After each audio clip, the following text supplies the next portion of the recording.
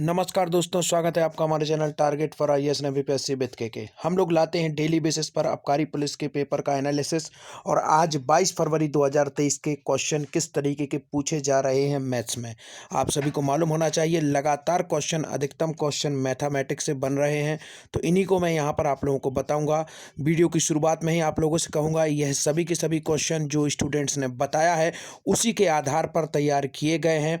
इसमें किसी प्रकार का ये नहीं, कुछ थोड़ा बहुत गलती भी हो सकती है, परंतु आपको पैटर्न समझने में यह मदद करेंगे। तो चलिए देखते हैं कौन कौन से क्वेश्चन यहाँ पर पूछे गए हैं। तो सबसे पहले आप यहाँ पर देखेंगे, जो काफ़ी सारे स्टूडेंट्स ने फेसबुक पर भी साझा किए हैं कि कुछ इस तरीके के क्वेश्चन उनके लिए देखने को मिले हैं।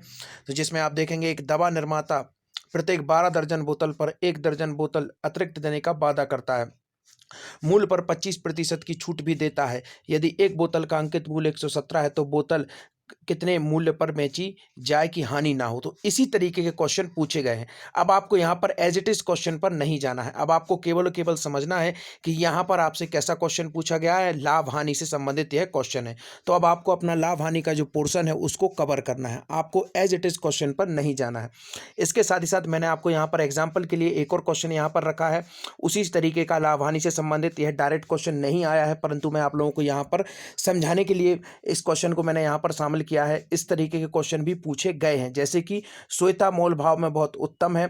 एक बार वह पास की दुकान पर गई। जब श्वेता ने दुकानदार से शैम्पू का मूल्य पूछा तो दुकानदार ने उसे लागत मूल्य से 15% अधिक बता दिया, किंतु श्वेता ने मूल्य का 15% कम करने को कहा तो दुकानदार ने 15% मूल्य कम करके बेच दी। दुकानदार को कितने प्रतिशत का लाभ या हानि हुई। तो यह आपकी समझ विकसित करने के लिए मैंने एक और अलग से यह क्वेश्चन यहाँ पर शामिल किया है। तो इसी तरीके से आपको क्या करना है, आप जितने भी लाभ हानि के क्वेश्चन है, कम समय है, तो आप लोगों को क्या करना है, व्यापम के पुराने क्वेश्चन को आप उठाइए। जितने भी लाभ हानि के क्वेश्चन वहां से आए हैं उनको आप प्रैक्टिस कर लीजिए एक बार, इतना ही आपके लिए सफिशिएंट हो जाएगा। अधिक आपको परेशान होने की जरूरत नहीं है।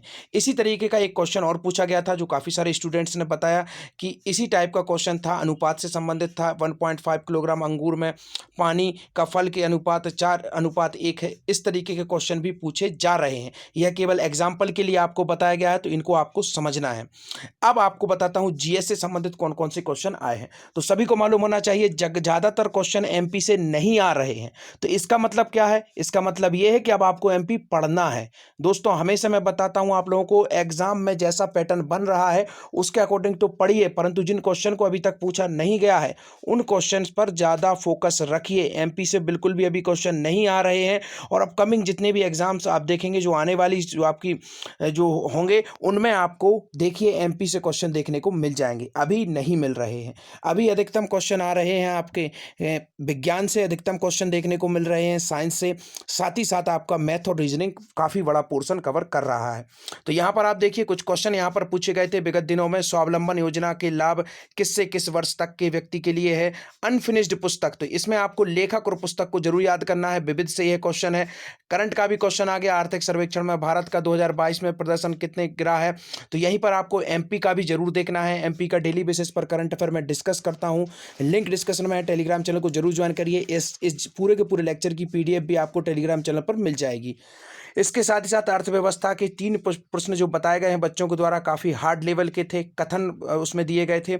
और कुछ क्वेश्चन आपके हिस्ट्री भी बोल सकते हैं, यहाँ से भी क्वेश्चन आए हैं, जैसे कि प्रथम कांग्रेस अधिवेशन में कितने सदस्य शामिल हुए थे। एमपी से अभी तक 0 क्वेश्चन रहे हैं, परंतु आपको एमपी को कवर करना है।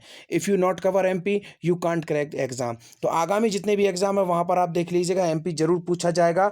तो इस पैटर्न को समझना है, इसके अकॉर्डिंग भी तैयार करना है। और ऐसे क्वेश्चन जो अभी नहीं पूछे गए हैं उनको अपनी लिस्ट में काफ़ी महत्वपूर्ण रखिए, क्योंकि वहाँ से क्वेश्चन पूछे जाने की अधिक संभावना है। तो धन्यवाद दोस्तों, टेलीग्राम चैनल को जरूर सब्सक्राइब करिए। डेली बेसिस पर आपको हम यहाँ पर लेकर आएंगे analysis. Thank you so much.